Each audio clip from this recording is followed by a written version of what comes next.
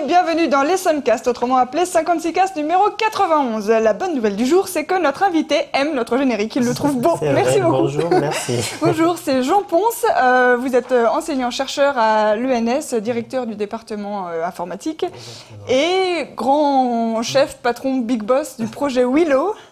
Dont on va parler en long, en large et en travers. Un projet de vision artificielle, en fait, qui se consacre à la vision artificielle, sujet qui est très à la mode en ce moment, enfin depuis quelques années, notamment avec tous les systèmes de reconnaissance d'images mis en avant par les grandes entreprises d'Internet, et c'est une des applications, en tout cas une des applications historiques de ce qu'on appelle le deep learning, l'apprentissage profond, les réseaux de neurones, et donc c'est vraiment un secteur qui est en pointe de la recherche informatique en ce moment. Oui, ça marche très très bien. Toutes les grosses boîtes s'arrachent nos étudiants.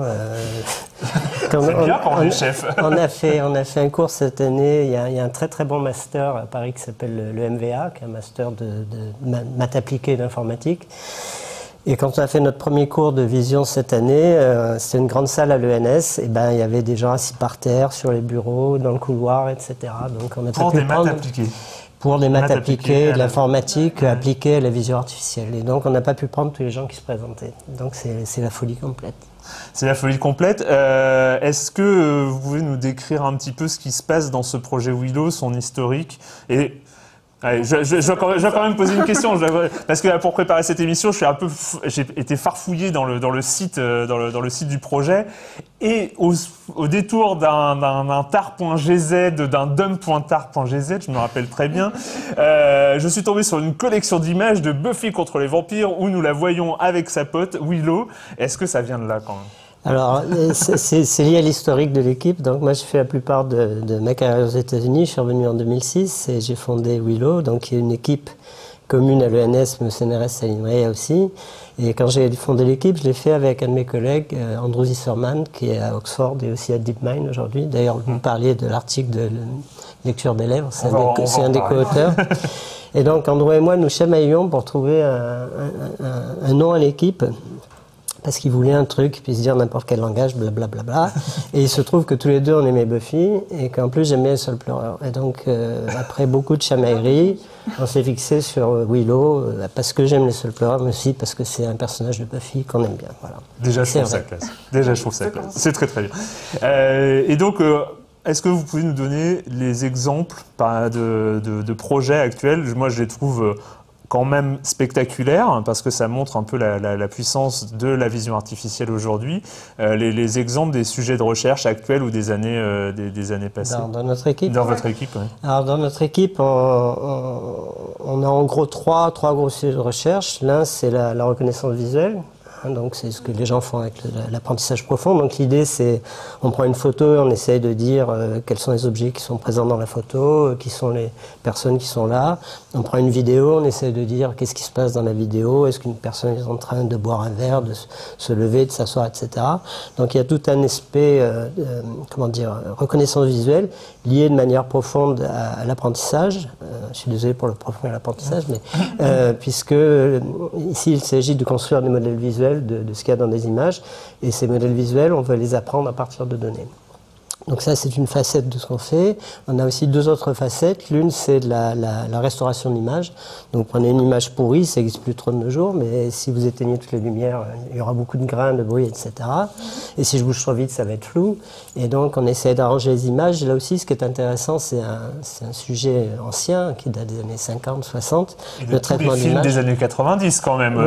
Est-ce que tu peux zoomer sur cette partie de photo pour avoir son visage ? Exactement. Donc, on travaille là-dessus. Mais ce qui est marrant, c'est que on est passé d'une méthode de traitement d'image qui était vraiment basée sur la théorie mathématique du traitement du signal, etc., sur aujourd'hui des méthodes basées également sur l'apprentissage. Ce qui fait qu'on regarde beaucoup d'exemples d'images propres, beaucoup d'exemples d'images dégradées, et on apprend la fonction inverse qui passe de l'image dégradée à l'image propre. Et d'ailleurs, ça me faisait penser tout à l'heure en voyant vos jeux vidéo, une des applications qu'on a faites, c'était des très vieux jeux vidéo qui étaient faits pour des écrans binaires, et qui était fait avec ce qu'on appelle du half-toning, qui permet de passer une image en ton continu, des images avec des pixels noirs et blancs. Et on a fait un truc qui prend les vieilles images de jeux vidéo et on refait des photos, l'équivalent de photos. D'accord. C'est très geeky, ça, très geeky. C'est très bien. Donc ça, c'est un deuxième pan de ce qu'on fait. Et le troisième pan, c'est les aspects tridimensionnels de la vision, où là, on fait une partie théorique un petit peu exotique, je dirais, et des applications à l'archéologie. Donc comment faire des relevés 3D à Pompéi, ce genre de choses. Donc il y a un éventail assez large dans les activités qu'on a. Ouais. Alors j'ai déjà plusieurs questions. Ouais. Sur la première partie, donc sur la reconnaissance d'image, vous dites que vous le faites sur les photos et sur les vidéos, Ouais. et ça représente quand même un saut de difficulté assez conséquent, non? Tout à fait. Alors les vidéos, c'est plus compliqué parce que déjà en volume, c'est plus gros. Deuxièmement, les modèles que les gens utilisent, les modèles d'images que les gens utilisent pour les images fixes, ne sont pas nécessairement les mêmes que ceux qu'on aurait utilisés pour une vidéo. Les gens parfois pensent à une vidéo comme un entassement de photos. Donc vous prenez des technologies 2D appliquées aux photos, vous en faites une technologie 3D en entassant les photos, mais c'est oublier le fait que le temps n'est pas une dimension comme les autres. En particulier, ça va juste dans un sens. Et donc il faut développer des modèles qui sont différents. Et c'est une des choses sur lesquelles on travaille chez nous. D'accord. Et alors, autant reconnaître un objet, donc par exemple, sur le site du projet Willow, on a vu ce genre de vidéo où on voit qu'on reconnaît des voitures Oui. dans les films. Alors ça, c'est un peu particulier, cette histoire avec les voitures. C'est dommage que vous n'ayez pas le cochon, je l'enverrai. Mais, parce qu'il y a la même chose avec Babe. On a fait la même chose dans Babe. Donc en fait, c'est ce qu'on appelle l'apprentissage non supervisé. C'est-à-dire, dans l'exemple de l'apprentissage profond dont tout le monde a entendu parler, la manière dont ça marche, c'est que vous avez des gens qui prennent des photos, voire des vidéos, et les annotent à la main. Donc, à la main, ils vont mettre par exemple, cette vidéo, ils vont mettre un carré autour de la voiture quand il va voir. On voit beaucoup d'exemples à noter comme ça. Ça peut être des millions d'exemples, dont des gens qui passent des heures et des heures et des heures à mettre des petits carrés autour de photos. Ce qui est un peu fatigant. Et après, il y a une machine qui va essayer d'estimer les paramètres d'un modèle pour les vidéos. Et après, on vous donne de nouvelles images, de nouvelles vidéos, et on va essayer de automatiquement mettre le petit carré. Là, c'est pas du tout le cas. C'est ce qu'on appelle une méthode non supervisée, c'est-à-dire qu'on ne donne aucune information manuelle à la machine. On se contente de lui donner des clips. Ça c'est extrait de Jason Bourne Trilogy, un truc comme ça. Des clips qui effectivement contiennent beaucoup de voitures, et les voitures effectivement bougent, mais ce que va faire l'ordinateur, c'est automatiquement trouver les éléments les plus communs à ces vidéos. Dans ce cas-là, il y a beaucoup de poursuites de voitures, et donc ça va identifier automatiquement quels sont les objets les plus courants. Donc l'ordinateur pense que Jason Bourne est un film de voiture. Voilà, il faut dire qu'on a choisi des scènes où il y a beaucoup de... On a choisi quand même... L'information qu'il a, c'est qu'il y a une voiture dans les clips qu'on lui donne, c'est ça? Pas du tout. Non, La seule information qu'il a, c'est la vidéo. Alors nous, quand on a donné à l'ordinateur la vidéo, on a coupé le film pour donner des cours de voiture. Mais on n'a jamais dit c'est une voiture, on n'a aucune idée a priori de ce qu'est une voiture. On donne simplement beaucoup de scènes dans lesquelles il y a des voitures, et il va trouver l'objet le plus courant, qui est la voiture. D'accord. Et alors, autant reconnaître un objet, donc je vois à peu près comment... j'arrive à imaginer le cheminement de l'ordinateur, mais reconnaître des situations, comme vous dites, quelqu'un qui se lève, qui s'assoit, des gestes... C'est un peu pareil. Donc on va donc un des thèmes qu'on poursuit chez nous, c'est ce qu'on appelle soit l'apprentissage non supervisé, soit l'apprentissage faiblement supervisé. Donc on essaie d'annoter le moins possible. Et donc pour les vidéos, ce qu'on fait, c'est on se sert du script. Le script fournit des informations sur le contenu visuel. Par exemple, dans le script, on fait des trucs sur Casablanca. Il y a Ingrid Bergman qui va rentrer dans la pièce, elle passe par le piano, etc. Elle ouvre la porte. Voilà. Ouais. Et donc, ces informations-là sont liées au contenu visuel. Donc, on n'annote pas, on ne dit pas, voilà, cette image, elle ouvre la porte, mais on sait que dans ces 30 secondes, elle va ouvrir la porte. Et on se sert de cette information, encore une fois, en regardant beaucoup de clips dans lesquels on sait quelqu'un ouvrir la porte, mais on ne sait pas quand. Et on essaye d'agglomérer cette information pour trouver le moment exact où elle va le faire. Et donc, encore une fois, comment ça se fait? C'est l'ordinateur qui se débrouille. On écrit, on essaye d'avoir un modèle mathématique de ce qu'on veut faire. Ensuite, ce modèle, on se ramène à un problème d'optimisation. Ensuite, on essaye de voir comment résoudre ce problème d'optimisation. Ensuite, on essaye, et si ça marche, c'est bien, on est content. Alors, ce qui est très fascinant dans tous ces systèmes de vision artificielle et d'une manière générale dans les systèmes d'apprentissage informatique, c'est qu'en fait, on a l'impression je crois que dans le secteur de l'intelligence artificielle, on parle d'une sorte d'hiver de l'IA dans les années 90 où en fait il y a eu un grand fantasme avant, il y avait beaucoup de gens qui travaillaient dessus et puis on est arrivé à une sorte, pas d'impasse, mais à une sorte de ralentissement des progrès. Et on a l'impression aujourd'hui que depuis 2012, il y a une accélération. Ça c'est redevenu très à la mode déjà, et surtout ça marche. Il y a des vraies applications qui sont arrivées en 2012. Et alors d'après ce que j'ai compris, c'est d'un côté la puissance informatique, l'utilisation des cartes graphiques, et de l'autre côté, notamment ImageNet, donc une énorme base de données sur Internet de photos à noter. C'est ça qui a fait... Alors c'est un peu plus compliqué que ça. Donc ce qui s'est passé, c'est que donc l'intelligence artificielle s'était inventée dans les années 50 et les gens croyaient qu'ils allaient résoudre ça rapidement et créer des machines intelligentes. Après, c'est resté un espèce de comment dire, de domaine uni assez longtemps. Et dans les années 80, ce domaine a explosé en plusieurs sous-domaines. Donc, il y avait des domaines, les systèmes experts qui étaient à la mode à l'époque, le raisonnement, la planification, etc. Mais aussi la vision, la compréhension du langage naturel, la parole et l'apprentissage statistique. Et à ce moment-là, bon, l'intelligence artificielle en tant que telle, en tant que domaine unifié, effectivement, a eu un univers assez important, puisque en fait, ils n'ont pas. Il y a eu plein de promesses et puis on n'a pas délivré. Je ne sais pas si on dit délivré en français, je suis pas sûr. Donc les gens ont été déçus. Par contre, pendant ce temps-là, les domaines indépendants, eux, fleurissaient. Et en particulier depuis les années, certainement depuis les années 90, l'apprentissage statistique, la vision, ça marche très bien. Hein. La vision a été appliquée aux effets spéciaux dans les années 90-2000 de manière tout à fait... a beaucoup été utilisée, y compris par les anciens étudiants à moi, et l'apprentissage lui a décollé en parallèle. Alors en parallèle, ce qui s'est passé, c'est que dans les années 80, il y avait aussi un petit hiver des réseaux de neurones, qui était une architecture d'intelligence artificielle essayant d'imiter un peu la manière dont marche le cerveau humain. Quoique, en même temps, pendant que les gens y prêtaient peut-être un peu moins d'attention, il y a eu, à la fin des années 70, début des années 80, la construction de ce qu'on appelle des réseaux multicouches feed-forward. Et dans les années 80, les premiers algorithmes de ce qu'on appelle la backpropagation, qui ont été inventés par Ian LeCun, Jeff Hinton et des gens comme ça. Et donc, ils ont commencé à voir des choses qui marchaient. Dans les années 90, Ian, avec ses collègues, a proposé une architecture particulière qui s'appelle les réseaux convolutionnels, qui sont particulièrement adaptés au traitement d'images, enfin plutôt à la reconnaissance dans des images, pour le son, etc. Et ça a très bien marché. Donc moi j'ai découvert ces travaux en 98, j'étais à un workshop où il y avait Ian LeCun, il montrait à l'époque il faisait de la reconnaissance de caractères, avec des caractères qui partaient dans tous les sens, qui étaient déformés, etc. en temps réel, c'était tout à fait impressionnant. Mais à l'époque, ces techniques qui marchaient donc très bien, qui ont été utilisées pour lire des chèques aux États-Unis, des millions de chèques aux États-Unis, etc., ne marchaient pas bien sur des images naturelles, sur des photos. Et donc ce qu'ils faisaient était connu, reconnu, etc. Mais ce n'était pas l'état de l'art en reconnaissance visuelle. Ce qui s'est passé en 2012, c'est que avec la disponibilité de très gros volumes de données, en particulier avec ImageNet, avec la disponibilité de très gros moyens de calcul et quelques petites différences technologiques, mais minimes, et tout d'un coup, ils ont explosé la baraque, ils ont obtenu des résultats bien meilleurs que l'état de l'art.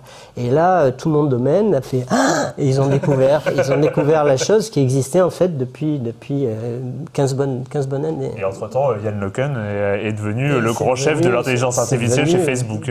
Oui, tout à fait. Et quand on a fait une table ronde à l'ENS, moi j'étais épaté parce qu'après on est sorti pour discuter avec des gens qui étaient dans le public. Et il avait les groupies autour. Il y avait une cinquantaine de personnes autour. Moi j'étais là. Lui, il avait les groupies autour et c'est fascinant. Donc ces travaux ont été reconnus et de manière tout à fait justifiée. Hein. Yann est quelqu'un de très fort, Jeff Hinton, Joshua Bengio, des gens comme ça, ils ont été reconnus et c'est très bien.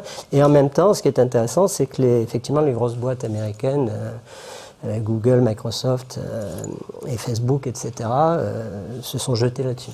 Alors on a l'impression justement que les intelligences artificielles développées par Google, Amazon, Facebook et compagnie font des progrès tels qu'ils ont des nouvelles annonces à faire toutes les semaines. Alors en ce moment ça n'arrête pas, il y a l'IA de Google qui sait reconnaître nos scribouillis sur un site où on dessine un vase, il reconnaît que c'est un vase.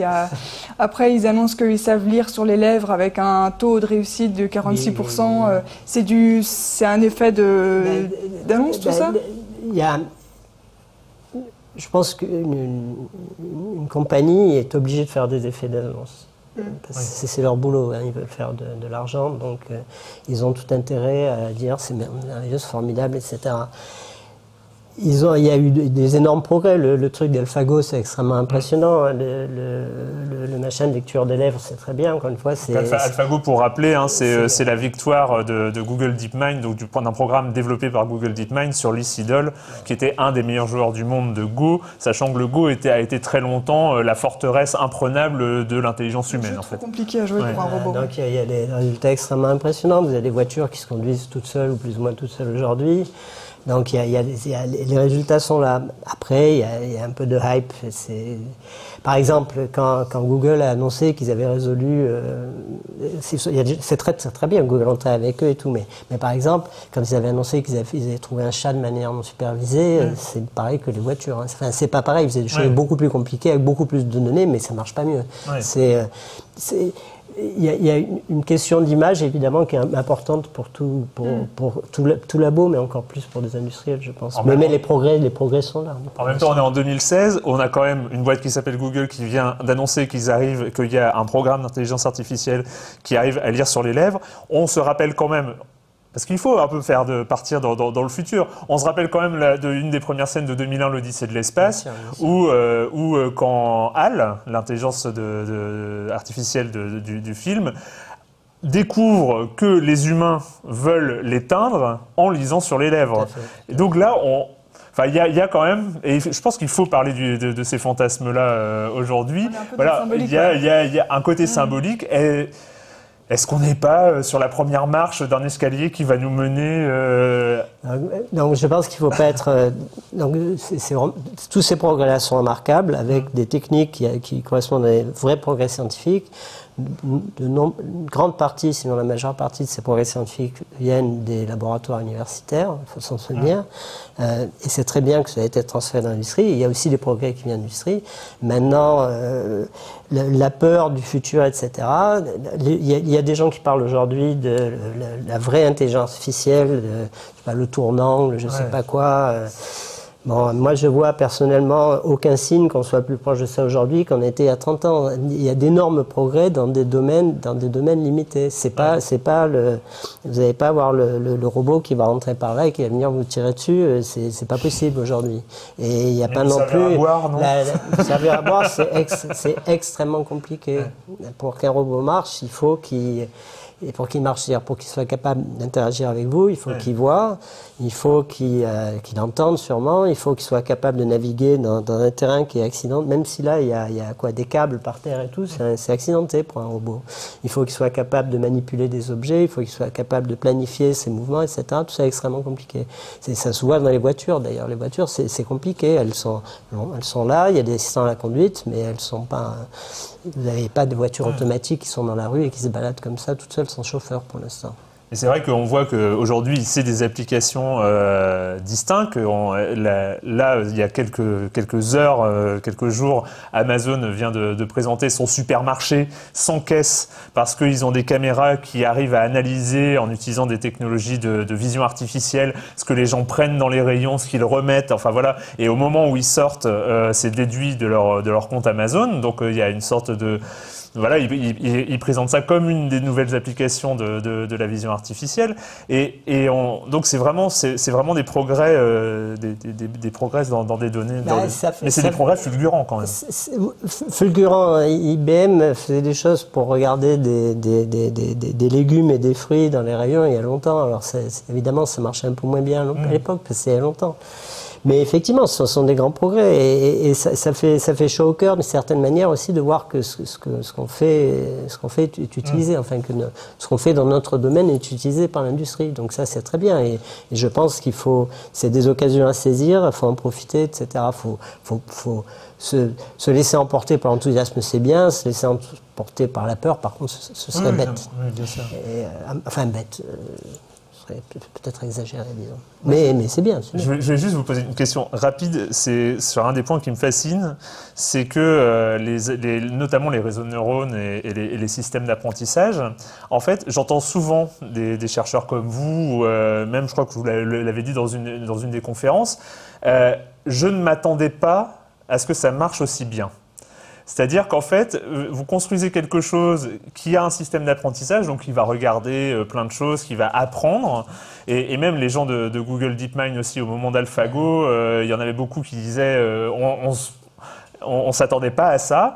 Et vous, je crois que c'est dans une conférence, vous disiez sur un système, je ne m'attendais pas à ce que ça marche aussi bien. On est quand même sur quelque chose où vous construisez des systèmes qui sont trop complexes pour prévoir à l'avance comment ils vont réussir. C'est quand même assez fascinant comme discipline. Alors, je ne sais pas si j'ai dit ça, peut-être, je dis beaucoup de choses, mais parfois, effectivement, on est étonné à quel point les choses marchent bien. Maintenant, il y a deux choses. Un, quand les gens disent que ça marche, il faut toujours qualifier ça dans notre domaine. On n'a pas, c'est pas comme on écrit un programme qui va faire je sais pas quoi, un tableur et tout.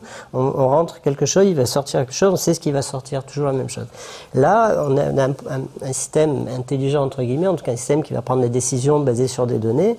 Et le résultat va être bon dans certains cas, moins bon dans d'autres. Donc le résultat va être juste avec un certain pourcentage d'erreurs. Et ça, il faut faire très attention à ça parce que sinon on risque d'avoir des attentes de la part du public, voire du gouvernement, voire de l'industrie, voire des chercheurs eux-mêmes, qui vont être trop grandes. Et il ne faut pas croire, que ce soit l'apprentissage profond qui marche très bien sur tout un tas de domaines ou d'autres techniques, et il y en a plein d'autres, il ne faut pas croire que c'est une boîte noire. À la fin, le résultat est toujours bon. Le résultat va être bon dans X% des cas. Et c'est effectivement extrêmement difficile à utiliser. Alors dans le cas de l'apprentissage profond, il n'y a pas d'outils théoriques aujourd'hui que je connaisse en tout cas qui permettent de dire pourquoi ça marche. Maintenant, quand on dit ça marche, encore une fois, il faut le qualifier. Et ce sont des systèmes compliqués, que ce soit l'apprentissage profond, mais d'autres techniques aussi. Et pouvoir prédire leur performance est difficile et les comprendre est très difficile. Et ça va être d'autant plus compliqué que vous allez commencer à empiler ces systèmes dans des systèmes plus complexes. Par exemple, les systèmes robotiques, vous allez avoir un système de perception, un système de navigation, un système de décision. Chacun va remplir sa tâche avec un certain degré de succès, mais les erreurs s'accumulent d'une certaine manière. C'est-à-dire que 0,1% d'erreur, mais si on met plein de couches successives, ça peut amener à... 0,1% d'erreur, si vous avez 1 milliard de voitures qui se trimballent, ça fait beaucoup de voitures. Oui. Et donc il y a des attentes, et puis après, la contrepartie des attentes, c'est qu'effectivement, si après on vous demande de faire quasiment 0% d'erreur, ça devient très très très très très très difficile. Et le garantir est effroyablement compliqué parce que toutes ces méthodes les méthodes d'apprentissage en tout cas sont basées sur l'idée qu'on a vu un échantillon représentatif de l'univers auquel on fera face dans le futur. L'univers, en particulier l'univers visuel, est extrêmement complexe. Donc, si vous êtes dans la rue aujourd'hui, il va faire beau, demain il va neiger, demain il va pleuvoir, etc. Il est difficile d'acquérir assez de données pour avoir vu tout ça de manière à pouvoir toujours faire la bonne prédiction.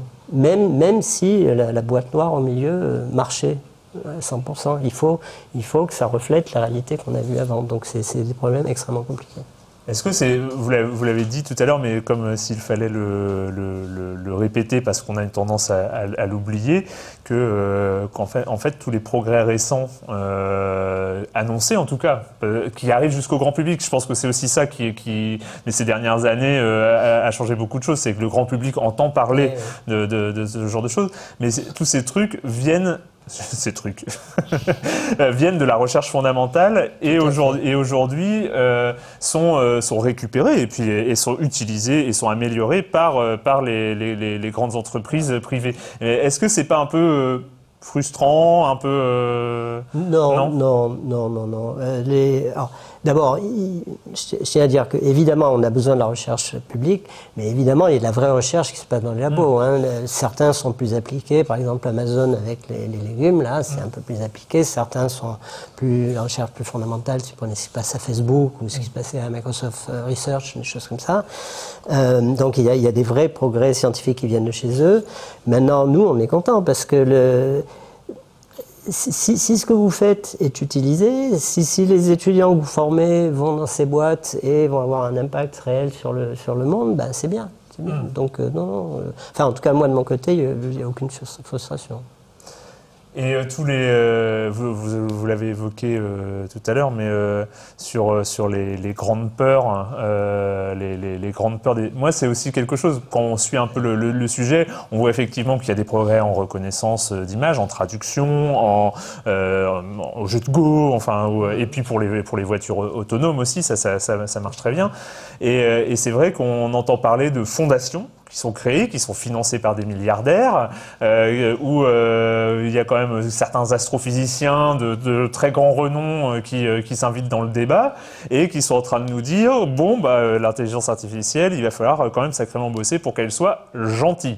Ouais. Alors aujourd'hui, AlphaGo, il est ni gentil ni méchant. Enfin, il est un petit peu méchant parce qu'il bat les humains, mais enfin, vu du cœur du problème, c'est-à-dire de votre labo de recherche, vous ressentez ça comment?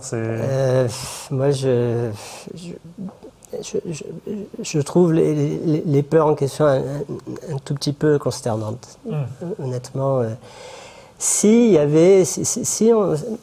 alors peut-être il y a des choses cachées dans les laboratoires dont j'ai jamais entendu parler, hein, mais si on avait des publications dont on a entendu parler où il y a une machine qui est intelligente, qui est capable de faire je sais pas quoi, de parler avec vous, d'aller faire votre marché et tout, et de réfléchir très fort, mais moi je vois pas ça arriver, et les gens qui vous parlent de super intelligence, de choses comme ça, je sais pas où ils vont chercher ça. Alors c'est des choses dont on parle depuis 40 ans.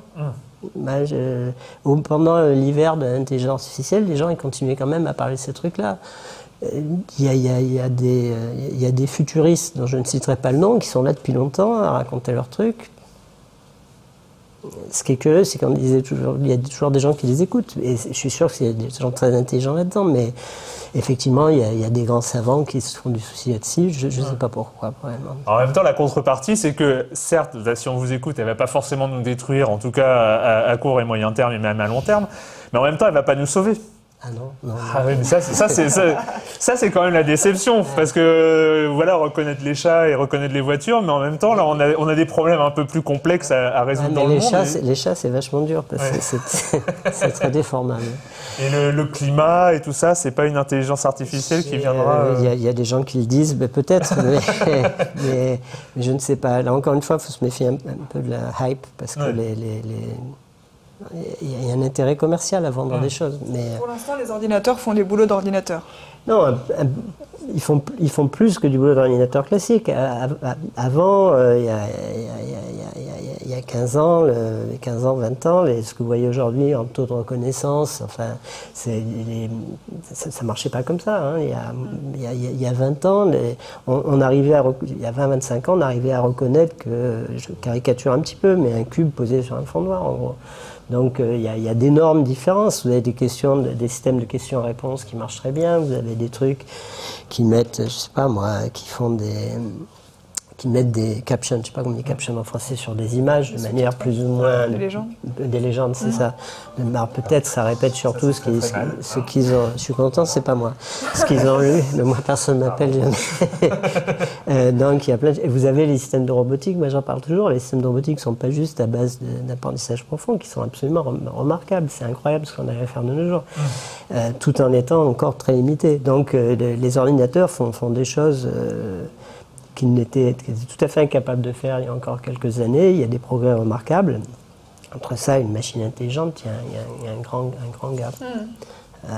Et tout ça nous aidera, ça ne nous sauvera pas, mais ça peut aider à des tas de choses. Par exemple, les robots médicaux, ça aide les gens. Et en web Nico, et l'analyse d'image sert énormément aussi peut servir là-dessus. L'analyse, l'imagerie biomédicale, c'est extrêmement important. Après, il faut toujours pas, il faut faire attention. Un système qui prend des décisions, il faut faire attention à la manière dont on fait confiance à ces décisions. Donc, mais bon, les gens sont conscients évidemment. Donc tout ça est extrêmement utile. Je pense que ça peut être utile dans la vie quotidienne des gens. Bon, allons-y doucement quand même. Merci. Okay. Merci beaucoup. Merci d'être. Oui, je suis ravi parce que toujours c'est un des sujets que je trouve quand même passionnant en ce moment, en tout cas dans les technologies, et ça fait du bien d'avoir un spécialiste comme vous. Une grande discussion sur l'intelligence artificielle aujourd'hui. On en rêvait depuis longtemps. On va juste finir avec un bébé gorille. Parce que voilà. C'est une tradition. Parce que voilà. Moi, on allait parler intelligence, j'ai trouvé un gorille, je me suis dit qu'on allait mettre un gorille.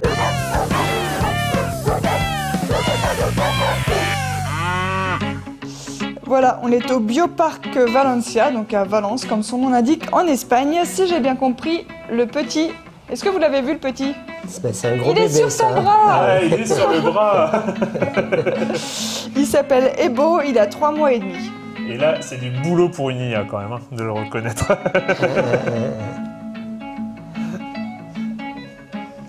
Est-ce qu'une IA peut dire si c'est mignon ou pas ? Vous pouvez faire dire n'importe quoi. Si vous donnez beaucoup d'exemples, on dit c'est mignon, pas mignon. Après, il y a des dangers à faire ça aussi. Un détecteur de cute.